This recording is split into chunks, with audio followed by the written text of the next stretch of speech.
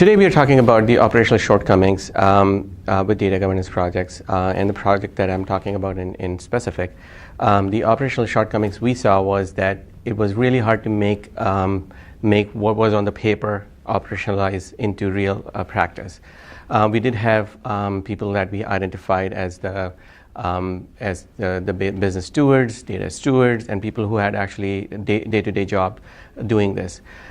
So one was that we couldn't really get the folks to understand how the workflow is going to work, because the workflow was not automated. So which meant that they had to do all these tasks that they were supposed to be doing on paper, and that's always hard because when you don't have a tool, you understand from a training perspective this is what you're supposed to do, but not having a workflow, automated workflow, makes it that much difficult.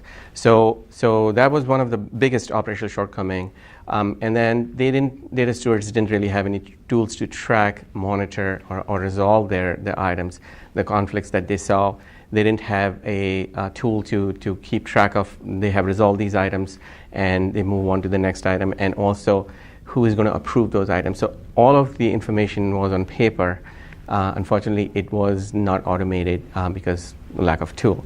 And then the other operational issue was the business glossary. So we had a business glossary that we came up painstakingly with all the information that was needed.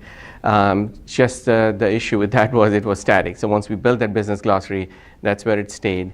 There was no easy way to include all the changes that were happening in the field. So having a static business glossary that we couldn't relate to the assets that were being used, that caused an operational shortcoming that we really couldn't recover from. And business folks, business stewards, they had a day job, and this was on top of that, which wasn't clearly communicated to them. So from an operational standpoint, these things really are important, and that's what I think failed this project, was one of the factors for failure on this project. All right, so today we are focusing on the technical shortcomings.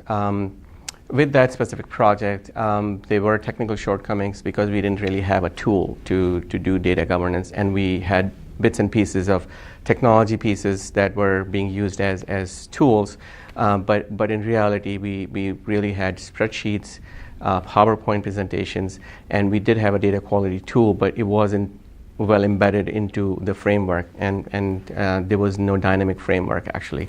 So it was all in theory, and from a technical standpoint, we didn't have a way to relate business terms, and how they were related to each other or how they were related to other assets. And the data quality tool did not really have a way to integrate business rules, and that caused problems. So technical shortcomings definitely were there, and we didn't really have a framework where you could define all of these pieces together. So you had business glossary that existed in one piece, and then you had data quality, which was in a completely isolated area, and you had these spreadsheets and documents that were conveying how this is supposed to work.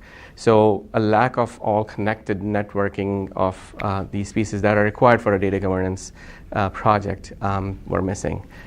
So that, I think, was a major factor for this project to fail.